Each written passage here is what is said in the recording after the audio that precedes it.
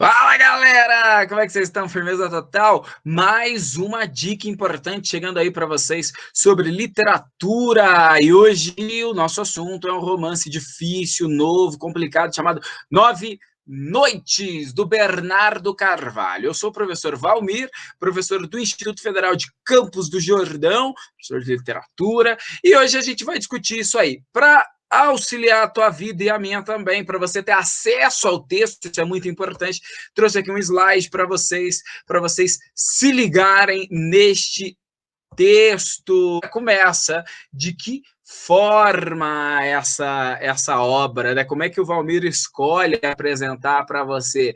Nove noites nesse slide lindo, lindo, lindo, lindo, do mar fluido, é rio, é piscina, sei lá, a gente está perdido, e essa é a ideia do livro, cara. No livro você vai ficar perdido ao longo dessas 9 noites aí. É uma literatura fluida, uma narrativa fluida, a gente se perde, a gente se acha, a gente se encontra, a gente se desencontra, mas tem um pano de fundo muito importante, que eu acho que é aí que os vestibulares vão pedir para você focar. E mais do que isso, se você não estiver prestando vestibular algum, mas você gosta de uma boa narrativa, essa é das boas. Bora! Seguinte, cara, essa é a capa do romance, essa é a capa do livro Nove Noites, e aqui já tem muita coisa interessante para a gente ver, né? Esta foto entre uma criança branca e um representante indígena é a foto que está na capa. E aí você pensa, bom, essa foto foi uma montagem, foi tirada de fato, foi escolhida a dedo, pegaram num acervo.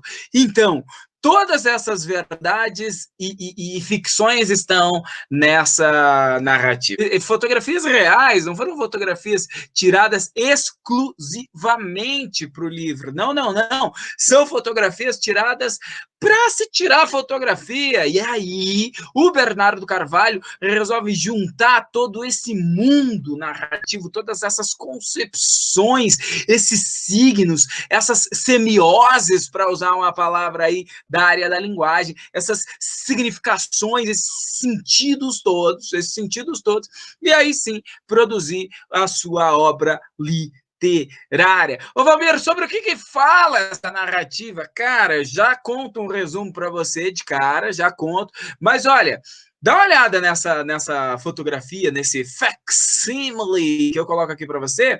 Por quê? Porque isso é uma fotomontagem, saiu lá no jornal da USP sobre fotos de Buell Quain, sei lá como é que fala o nome desse cara, mas esse cara era um antropólogo estadunidense, norte-americano, que veio ao Brasil estudar os indígenas brasileiros. E esse cara tá aqui, ó. Esse cara tá aqui. Olha, é interessante quando você olha para essa foto, que tá dentro do livro, essa foto tá dentro do livro, porque essa foto não parece aquelas de quando a pessoa é presa, tira uma foto de frente, uma foto de perfil para você saber quem é essa pessoa. Este mesmo Buell Quain aqui, ó, entre outros intelectuais no início do século XX, antropólogos importantes, gente importante que veio estudar os indígenas brasileiros nessa nova onda aí de entendimento das culturas, de entendimento das identidades. Ah, Valmir, tá, e daí? O que essas fotos que estão no livro têm a ver com a própria narrativa? Tem tudo a ver. Por quê? Porque um personagem barra narrador barra jornalista, porque é tudo isso, se encontrou com essas fotos e com a história do Buell Quain, que foi realmente um antropólogo que veio ao Brasil estudar os índios, principalmente os Craô, e acabou se suicidando. Cara, esse cara se matou ali no fim dos anos 30 nas terras brasileiras, no Alto Xingu. Esse jornalista, que vai ser o narrador, um dos narradores da obra, ele vai encontrar essa história e vai querer entender por que esse cara se matou, o que aconteceu, o que deixou de acontecer. E é disso que fala o livro. É isso que conta o livro pra gente. E aí, bicho, é um livro que chama Nove Noites. Por quê? Porque tem um outro personagem que, em tese, viveu, que teve ao lado do Buell Quain, que é o Manuel Perna, que no livro NN Nove Noites, que no livro ele vai dizer, cara, se eu faço as contas, vejo que foram apenas 9 noites que eu fiquei ao lado do Buell. mas foram como a vida toda. E tá aí. Então, 9 noites, por quê? Porque foram as 9 noites que o Manuel Perna vai viver e relatar numa espécie de testamento, numa espécie de testemunho para a gente sobre a vida dele, Manuel Perna, com o Buelquen e a vida do Buelquen com as comunidades indígenas que ele veio estudar no Brasil, vindo dos Estados Unidos da América. Aí você fala, tá, legal, mas você falou que era difícil, que era complicado. Não tem nada difícil nisso aí. Veja, tal qual as matrioshkas russas. Sabe aquelas bonequinhas russas? Você abre uma, daí tem outra dentro, daí você percebe que ela abre assim, daí tem outro, tem outro. E essa é a questão do livro, porque o livro é um romance no sentido de que tem uma estrutura central e estruturas paralelas que contam histórias paralelas em relação a essa central, não romance no sentido amoroso da coisa, não é isso não, porque tem romance romântico, tem romance realista, tem romance moderno, ok? Então romance enquanto estrutura narrativa, porque tem história, o Buelquen realmente existiu, ele realmente foi um antropólogo, ele realmente veio estudar os indígenas brasileiros, é antropológico, porque realmente se fala da concepção da identidade indígena brasileira, é ficção porque há muita invencionice nisso, são cartas que o Manuel Perna escreve, que o Buelquen escreve, são diários, são anotações, são fotografias, são poemas, tudo isso está dentro dessa narrativa ultramoderna, portanto. Por mais que volte até o século XX, né, o início desse século XX, é uma narrativa moderníssima, cara, cheia desses entrecruzamentos históricos, literários, narrativos que a modernidade traz. E aí a gente vai caminhar um pouquinho, por quê? Porque o Bernardo Carvalho, o autor da obra, ele deu uma entrevista para o Café Pauliceia, e dessa entrevista eu retirei duas questões. Olha lá a primeira. Qual foi a primeira ideia para a criação do livro 9 Noites? E o Bernardo responde, o narrador conta isso no livro. Então veja, o narrador conta no livro a motivação do próprio livro, metalinguagem total, o livro que conta o livro que fala do livro, mas você fica sabendo isso também pelo Bernardo Carvalho. Então o autor de fora nos dá dica para o entendimento do livro dentro, cara. Olha lá, o próprio Bernardo então diz, descobriu o personagem principal, Buelquen, numa resenha de jornal. Então é fato, cara. O Buell existiu, realmente, o Bernardo Carvalho ficou fascinado pela essa história. Agora, a pergunta que vem, então, é o que é realidade, o que é ficção dentro do seu livro 9 Noites? E aí o Bernardo responde de uma forma que a gente precisa entender. Muita coisa ali aconteceu de verdade, mas o livro inteiro é ficção. Na forma como ele se apropria dos fatos, e os faz funcionar dentro da narrativa. Presta atenção, guarda isso, porque isso é para vida. Ah, Valmir, como é que isso é para vida? Oh, como? Simples. Se acontece o fato ali, é de verdade, mas o modo como tudo isso é organizado é ficcional. Isso tem muito a ver com a própria estrutura do mundo contemporâneo, das identidades contemporâneas de nós, cara, de mim e de vocês que estão aí do outro lado assistindo a esse vídeo, loucos para entrar na universidade, ou loucos para ter uma boa leitura, uma boa literatura brasileira, porque essa é boa mesmo. Então, veja, a gente também vive uma vida fictícia, então, nesse sentido, em determinada medida, porque os fatos são reais, mas o modo como a gente organiza esses fatos, isso é uma questão nossa. Então, o que você viveu, a memória, quando você retoma, você pensa no que você viveu hoje, há 10 anos, cara, você não consegue reviver o que foi vivido há 10 anos. Então, há um misto do fato acontecido com o que você consegue lembrar, e você não consegue lembrar de tudo, a sua memória te engana, a sua memória te maltrata. Então é um livro memorialístico nesse sentido, mas é um livro invencionístico nesse sentido, mas é um livro histórico nesse sentido. Então há muitos sentidos. E aí eu até penso uma frase lá do meio, pensei aqui, ó, volto para o resumo já, uma frase lá do meio da narrativa, que diz assim, ó, os vivos são sempre cada vez mais governados pelos mortos. Tá aí. Nós somos sempre e cada vez mais governados pelos mortos. O que isso quer dizer? Quer dizer que o que a gente faz aqui depende do que já fizeram anteriormente, fizeram no passado. E a gente tá louco para encontrar uma raiz, e essa raiz dos nossos antepassados, naquilo que a gente viveu, e essa raiz que vem se perdendo com o mundo pós-globalização, o mundo da aldeia global, o mundo em que as fronteiras caem, né? Então, essa é a questão do livro, mas essa é a questão da contemporaneidade, da formação da identidade contemporânea. E por isso que essa narrativa é extremamente moderna, certo? Vamos ao resumo. O livro é de 2002, como eu disse, moderníssimo. No romance de Bernardo Carvalho, o narrador jornalista relata algo que não presenciou. Então, tem um narrador, que é o narrador jornalista. No livro, você vai perceber que é esse cara que está falando, quando a narrativa estiver na formatação normal. Agora, quando estiver em itálico, como está aqui ó, no livro 9 Noites Deitadinho, aí vai ser outro narrador, que é o Manuel Perna, a gente fala dele já. Bem, o narrador jornalista relata o que não presenciou, o suicídio do antropólogo estadunidense Well Quinn no Brasil. Por isso, ele procura memórias capazes de solucionar os motivos que levaram ao suicídio inexplicado por mais de 60 anos. Então, esse cara está querendo reviver o passado e contar algo, ou encontrar algo, encontrar motivos, cara. Encontrar motivo para a vida e para a morte. Essa é uma questão.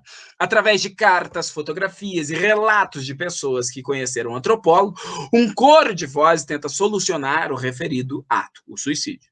Em outra instância narrativa, ou seja, além disso, você vai ter uma narrativa em itálico, acompanhamos um testamento deixado por Manuel Perna, personagem que conviveu com Quinn durante seus estudos no Brasil. Durante quanto tempo, Valmir? 9 noites. O nome do livro. Beleza? Falei desse trecho para vocês. Então, como é que começa? Começa assim, ó. Isto é para quando você vier. Já falei que para mim este livro é como se fosse a vida. Se liga, ó. Isto o quê? O testamento? Essa narrativa? A existência? As respostas? O que é para quando... É um isto aberto, assim. Isto. Esse pronome deítico, né? Esse pronome que demonstra o nada, no fim das contas. Aqui, isto o quê, cara? É para quando você vier. Quem você? Quem? Então, todas as vezes que você entrar em contato com o Manuel Perna, ele vai acabar falando isso é para quando você vier. E a gente não sabe quem é de você. Se você sou eu, o leitor, é você, é o outro narrador jornalista, quem é? A gente não sabe.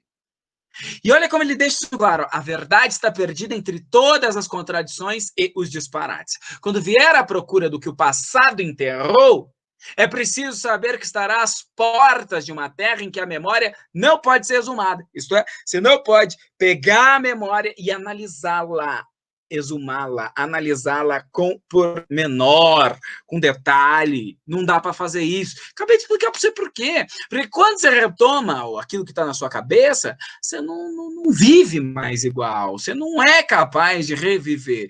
Porque você pensa no que viveu com os olhos do passado. Então, você com os olhos do presente. Reformula, Valmir, reformularei. Então, você olha para o passado com os olhos do presente. Então, não dá para ser como você viveu. Não é mais da mesma forma como você viveu. Eu até retirei aqui, ó, mas conto para você.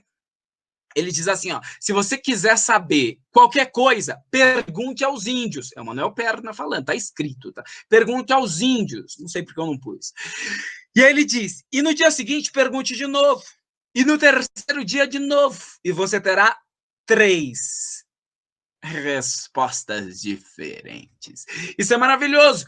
Por quê? Se liga. Pois o segredo, sendo o único bem que se leva para o túmulo, é também a única herança que se deixa aos que ficam, como você e eu, à espera de um sentido.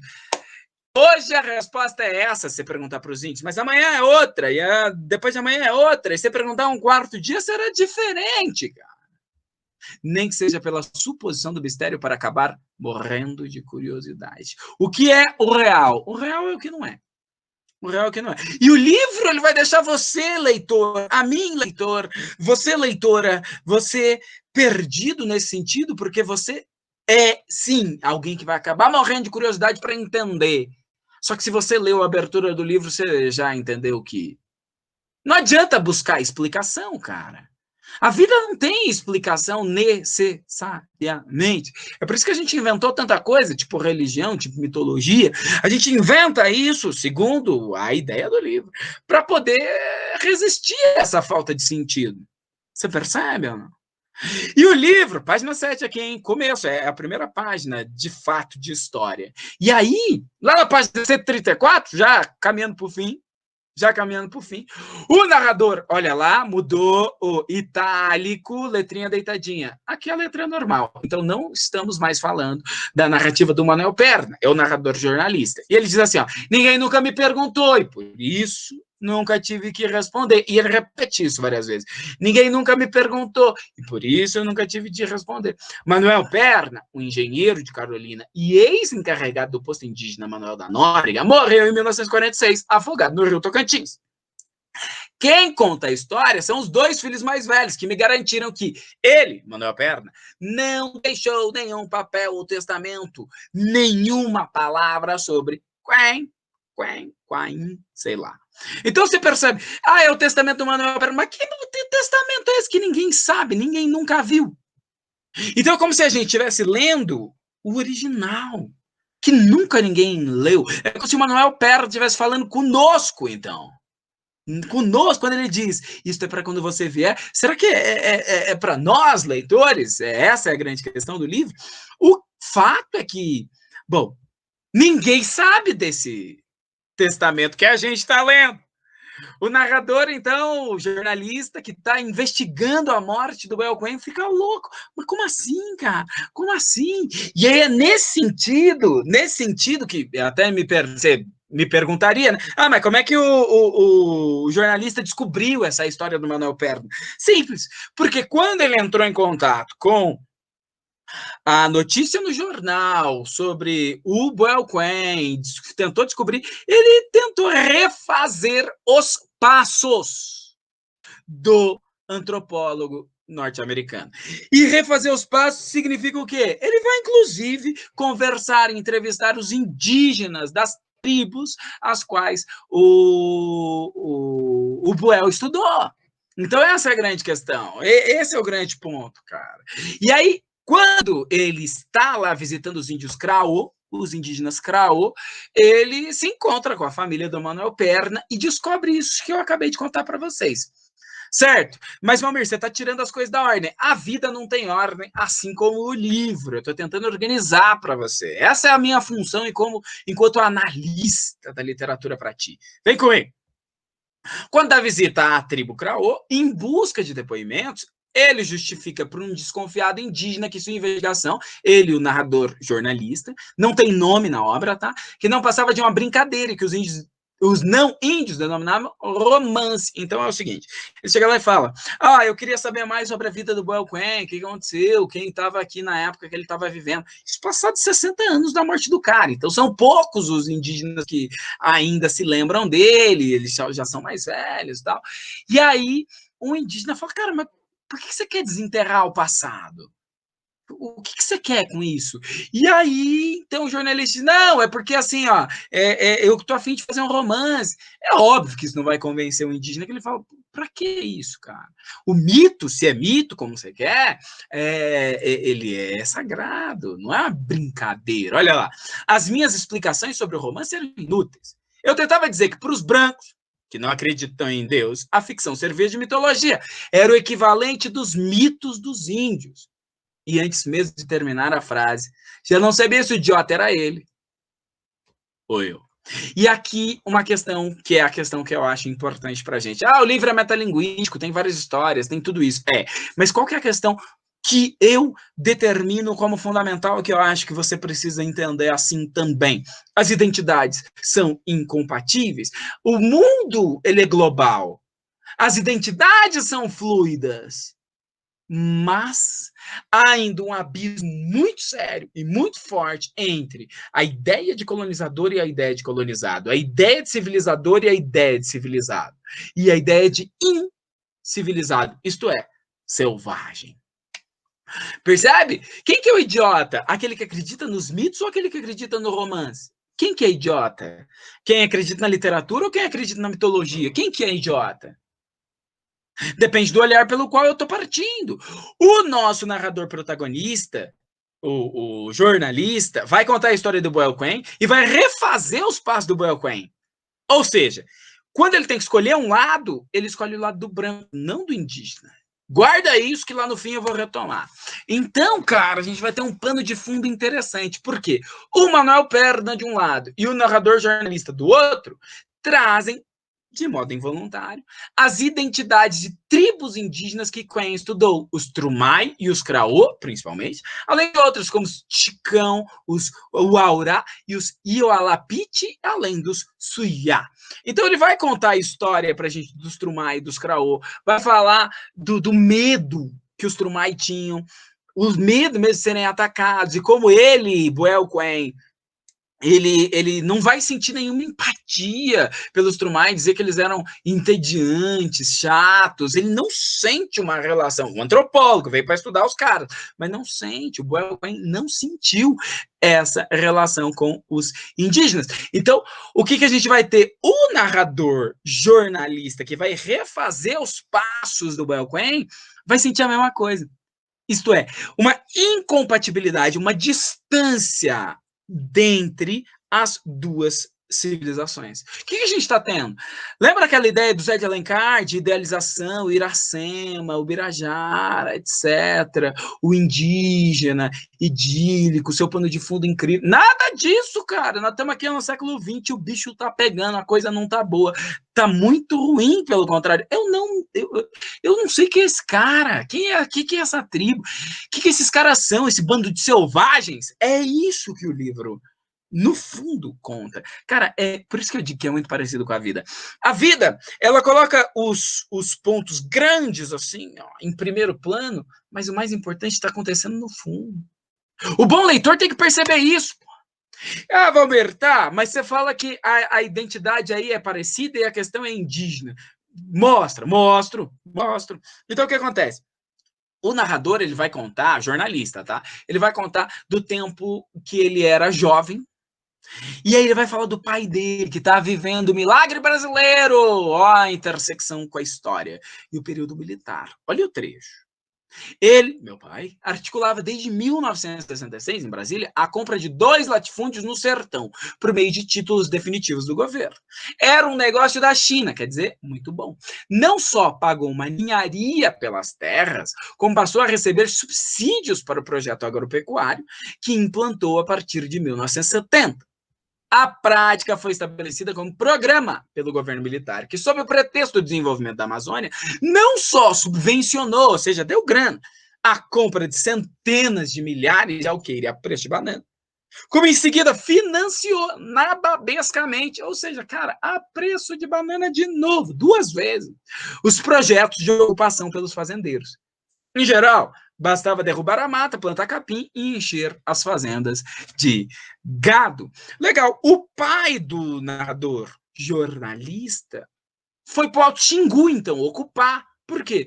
Porque era o que o governo brasileiro queria na época, segundo o livro. Segundo o livro, era o que o governo brasileiro queria. Quando vai para lá, o narrador jovem, criança, talvez a imagem da capa seja essa, só que não fica nada claro.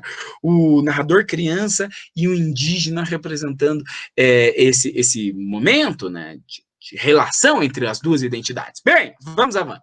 E aí, o que acontece?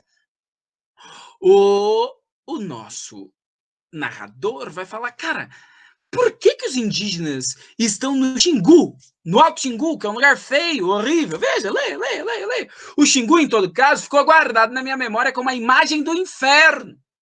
Não entendi o que dera na cabeça dos índios para se instalarem lá, o que me parecia de uma burrice incrível, se não um masoquismo, gosta de sofrer, e mesmo uma espécie de suicídio. Olha que interessante a relação, hein? O Boel Quen se suicida. Aí a visão do narrador jornalista é que ficar no Xingu é uma espécie de suicídio também dos indígenas. Não pensei mais no assunto, até o antropólogo, e por fim me levou aos Craô, quando ele estava tentando entender, né, a vida do Boelquen, ele vai até os Craô.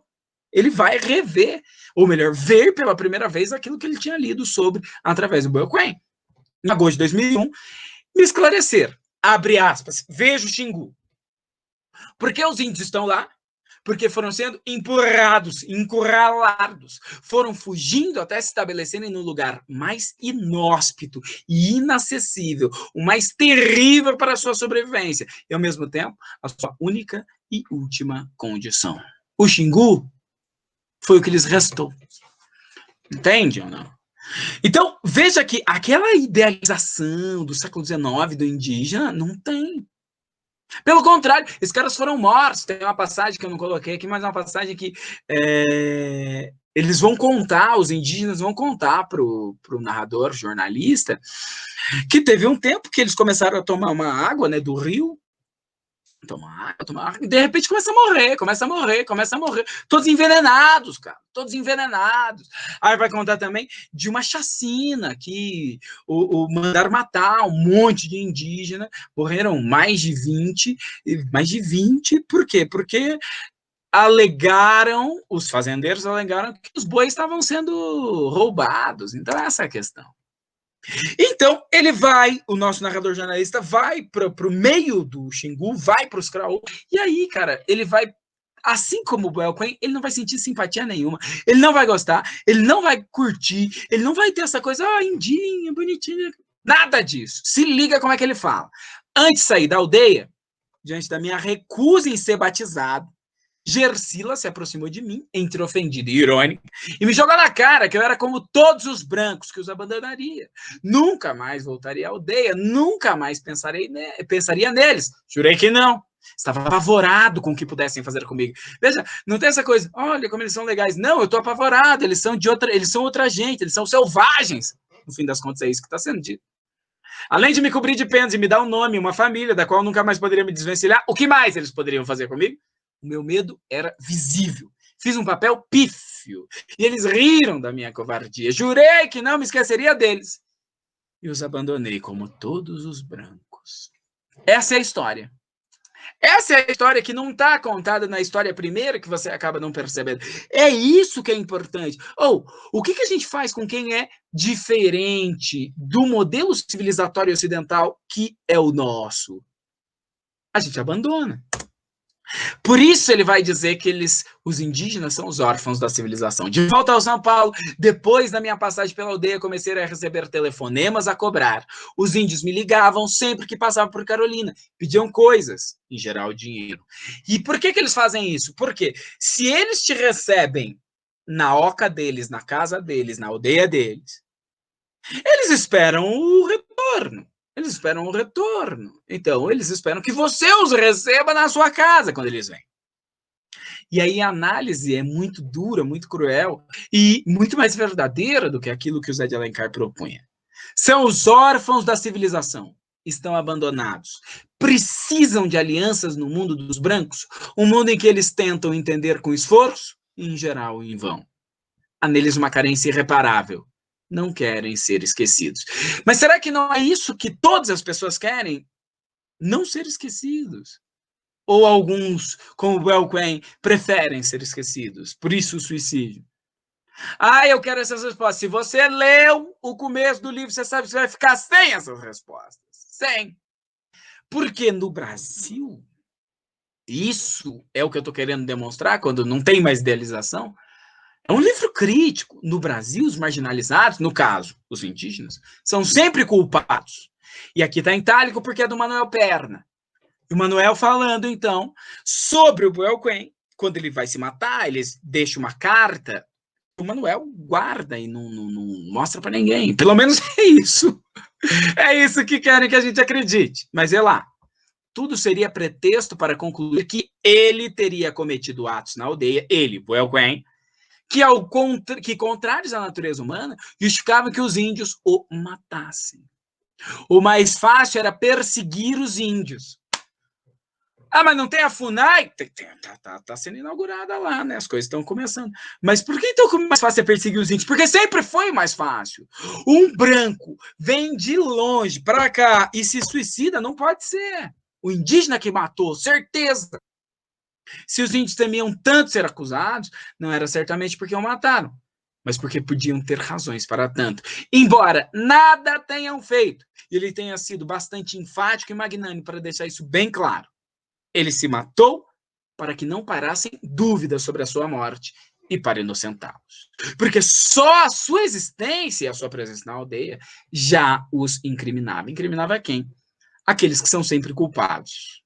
Os donos verdadeiros da terra, mas que são pano de fundo até no romance, para você perceber, cara, como é magistral essa narrativa. Não espere a narrativa fácil, porque não será. E não espere a narrativa que tem um final bonito, um final feliz. Ah, por que não? Porque o fim, de novo, é fluido. Por isso que eu peço a atenção de você para a gente finalizar essa aula. No fim, depois de viajar e não encontrar história nenhuma, nem com a família do... História que confirme, né, o que ele pensava, nem com a família do Manuel Perna, o narrador jornalista pega um avião e vai para os Estados Unidos. Chega lá, ele também não encontra a resposta. Porque, cara, a gente tá louco por respostas que não existem. Ou a gente inventa a nossa verdade, ou não há verdade alguma. Me parece que essa é a grande narrativa por trás dessa narrativa. Entende? Então, o que eu acho que você tem que ficar atento e atenta, questões importantes para se ler a polifonia, ou seja, várias vozes narrativas, vários gêneros, vários modelos de pensamento dentro do mesmo texto. O embate entre a realidade e a ficção, o que é fato e o que é inventado, se essas duas coisas se ligam ou não, e você sabe que sim. A ideia do romance contemporâneo que se relaciona com esse vazio contemporâneo, com essa nossa necessidade de inventar um passado, com essa necessidade de ter alguém a quem se filiar, de ter um propósito, de ter um direcionamento, já que não temos mais. As questões identitárias, quem eu sou, quem é o outro, quem é o colonizador, quem é o colonizado, a necessidade de descolonizar nosso pensamento, mas isso feito de forma crítica. A mudança na perspectiva idealizada dos indígenas, que não é nem a perspectiva do Macunaíma aqui, ó, do Mário de Andrade, não é nem essa. Estamos além, porque agora a gente está vendo esses caras muito mais próximos do real, porque eles são só pano de fundo mesmo na identidade brasileira hoje. Você vai dizer, ai, Valmir, que crueldade. Não é crueldade, essa é a crítica que o texto faz. Se você acredita que não, aí a gente pode pegar outros textos e ler, mas esse é o ponto. E uma narrativa sem fim. Tocou a vida, porque não tem começo e não tem fim. Certo. Pessoas, espero que tenha auxiliado você, espero que eu tenha conseguido demonstrar o direcionamento argumentativo bom, que vocês tenham conseguido entender. Estou tentando fechar aqui, ó. Vocês tenham conseguido entender qual é o ponto, o que a gente devia fazer, o que a gente não devia fazer. Espero que auxilie mesmo. E é isso. Boa sorte, boa prova, boa leitura, tudo de ótimo. Em breve a gente volta com mais, certo? Até mais. Tchau, tchau.